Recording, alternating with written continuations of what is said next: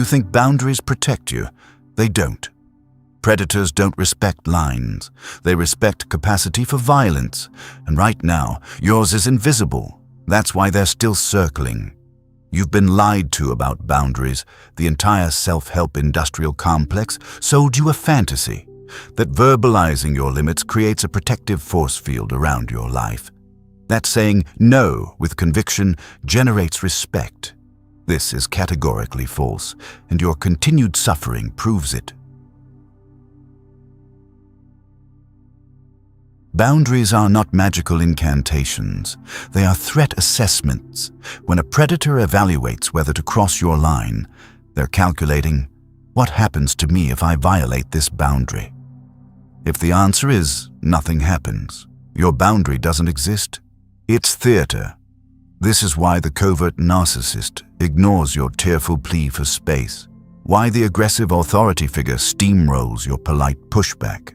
They've already run the numbers. You have stated your boundary clearly. But you have failed to attach a credible enforcement mechanism. You've hung a no trespassing sign on a property with no walls, no consequences. The fundamental error is treating boundary setting as a communication problem when it's a power problem. You believe clarity is the issue. It isn't. They understand you perfectly. What they don't understand is why they should care. And until you answer that question with something more compelling than your feelings or reasonable expectations of human decency, they will continue extracting value from you without hesitation. Here's the framework shift.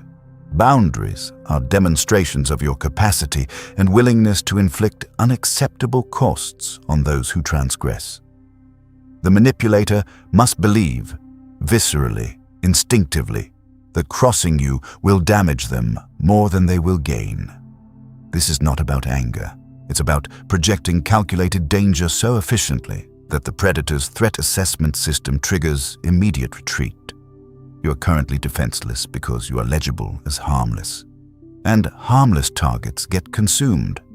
Coercion is not chaos, it's engineering. And you keep losing because you're treating systematic exploitation as interpersonal conflict. The architecture has 3 load-bearing pillars. First, escalation loops. The coercive actor probes, measures your response threshold, then calibrates upward. Each boundary violation is a test. When you absorb it, when you rationalize, when you choose your battles, you're training them. You've confirmed this level of transgression is safe, so they escalate. The boundary moves. This loop continues until you've normalized treatment you once considered unthinkable. Second pillar, moral inversion. Coercive operators weaponize ethics. They don't just violate your boundaries, they make you feel guilty for having them. Your need for respect becomes selfishness. Your refusal to tolerate abuse becomes lack of empathy. They've reversed the moral polarity, so you end up apologizing for their trespasses. If they can make you believe defending yourself is morally wrong, you'll disarm yourself. Third pillar, cost-benefit manipulation. They inflate the cost of resistance, threaten consequences, withdraw affection, create procedural nightmares. Simultaneously, they minimize the cost of compliance. The math becomes obvious. Resisting costs more than submitting. So you submit, not because you're weak, but because they've rigged the economy of the interaction. This is the invisible machinery grinding beneath every coercive relationship. You keep asking, why are they doing this to me? Wrong question. They're doing it because the system works. And it works because you don't recognize it as a system. Once you see the architecture, everything changes. You stop personalizing attacks. You recognize you're inside a predator's operational protocol, and the only effective response is counter-protocol. Not emotion, not explanation, tactical disruption of their engineering. Not all predators hunt the same way. Misidentify your opponent, and your counter-protocol fails before it launches. Archetype 1. The Covert Narcissist, the emotional blackmail specialist. They engineer situations where saying no makes you the villain, They're always the victim, always suffering, always requiring your sacrifice.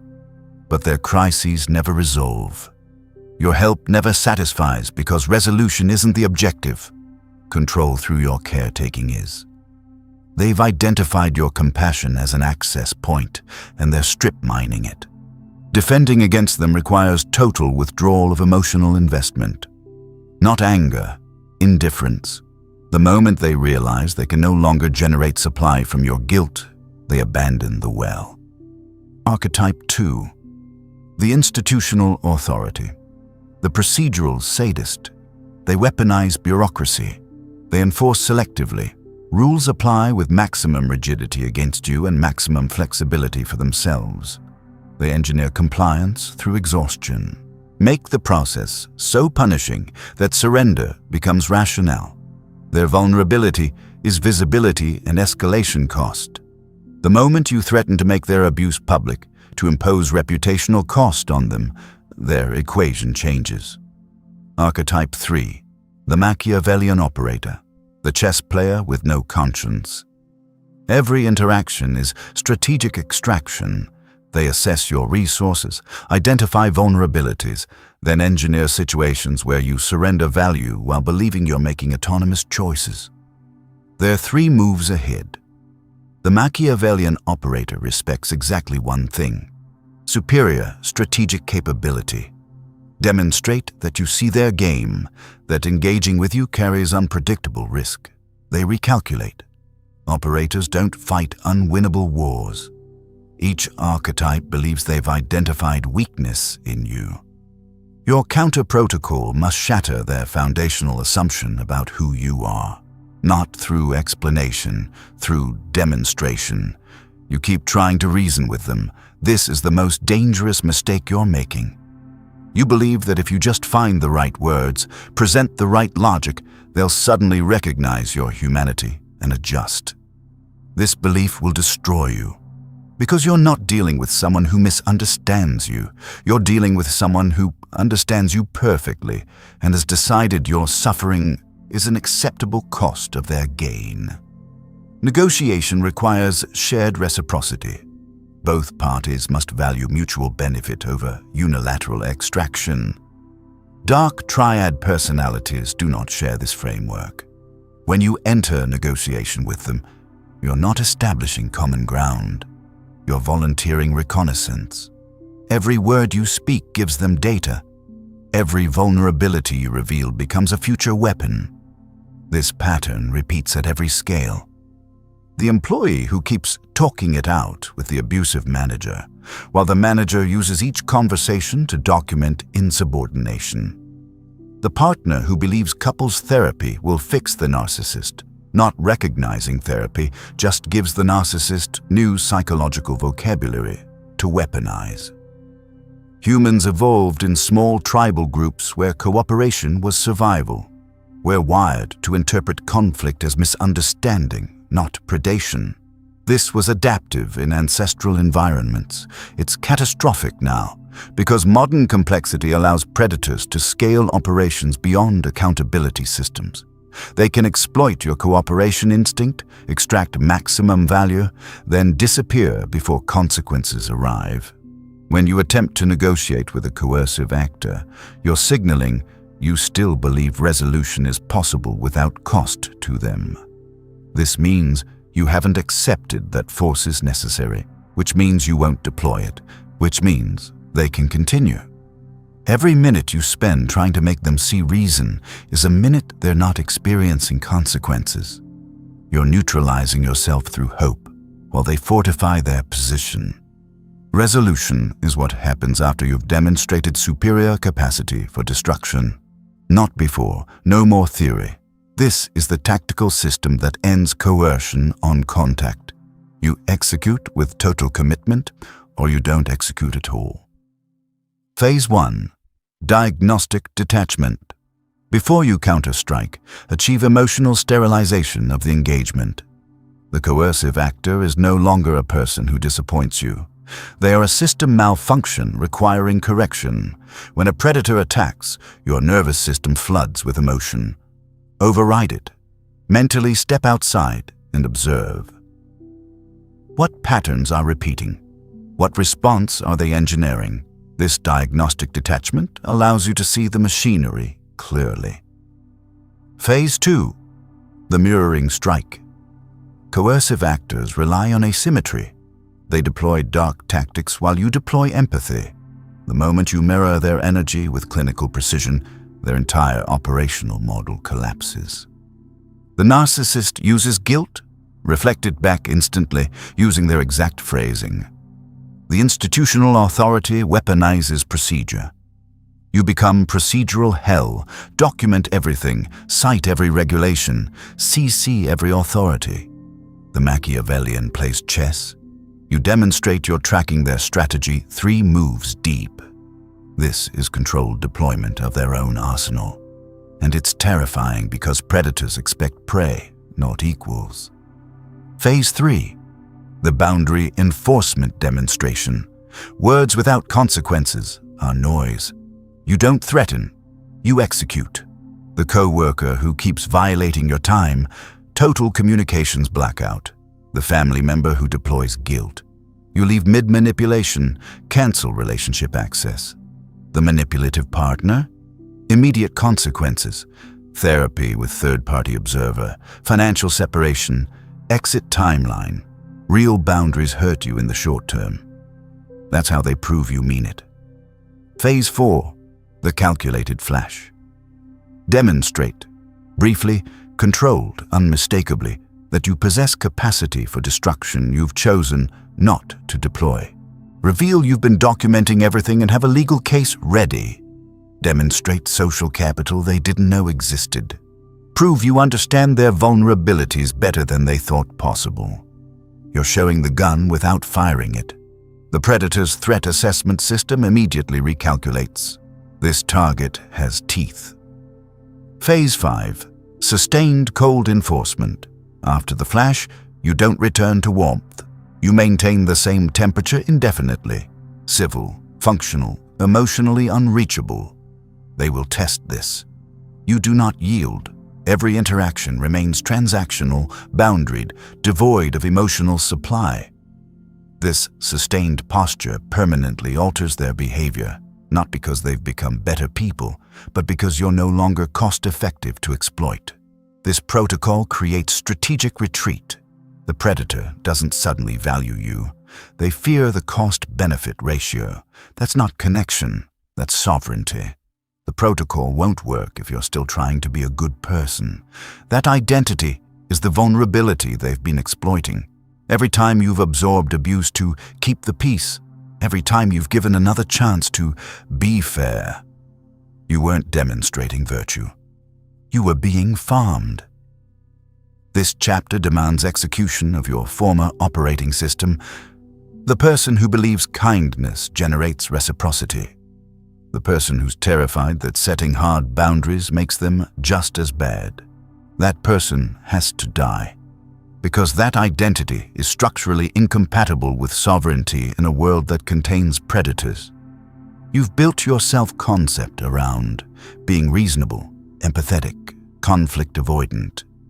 These traits earned you social approval in controlled environments.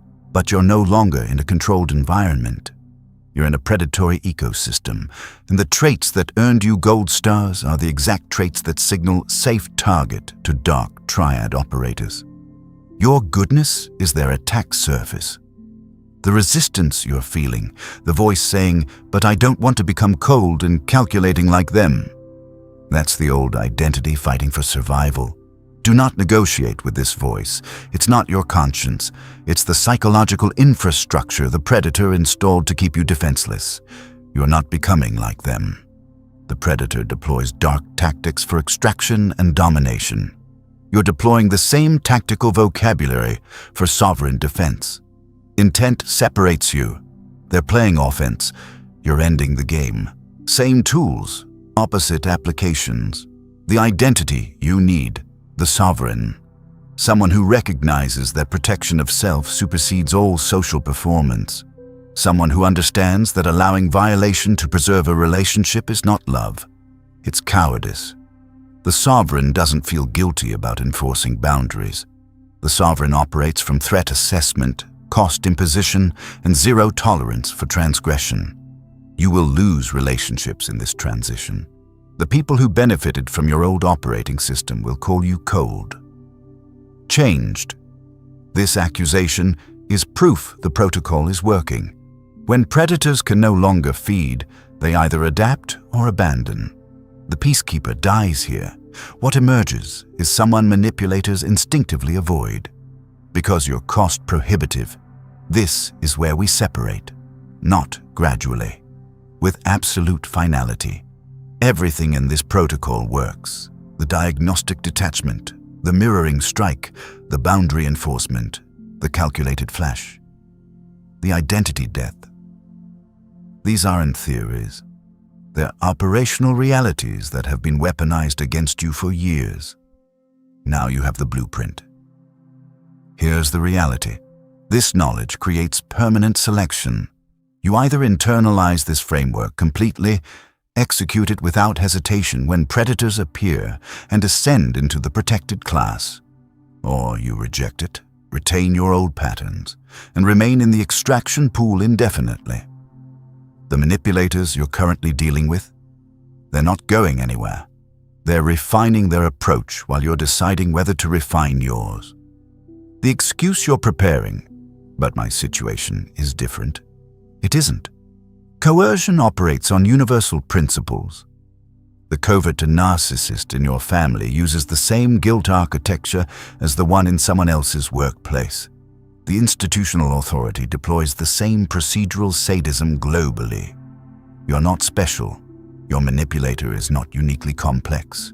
You're in a standard predator-prey dynamic, and there are exactly two positions available. Some of you are already closing this tab, telling yourselves this is too dark, too cynical. Return to your negotiations. Keep explaining your feelings to people studying your weaknesses. Keep giving second chances to predators, tracking exactly how many chances you're good for. Keep believing your persistent goodness will eventually be rewarded. The manipulators are counting on this. But some of you felt something shift. A cold clarity. A recognition that you've been playing a game where only one side knew the rules. If you're in this second group, you have 72 hours. Not to implement the entire protocol, to make the identity decision, to execute the peacekeeper and install the sovereign. After 72 hours, the old pattern reasserts. Your nervous system recalibrates to familiar discomfort. The manipulator reframes their last violation as isolated. You convince yourself next time will be different, and the cycle continues. This is not motivational content. This is operational selection.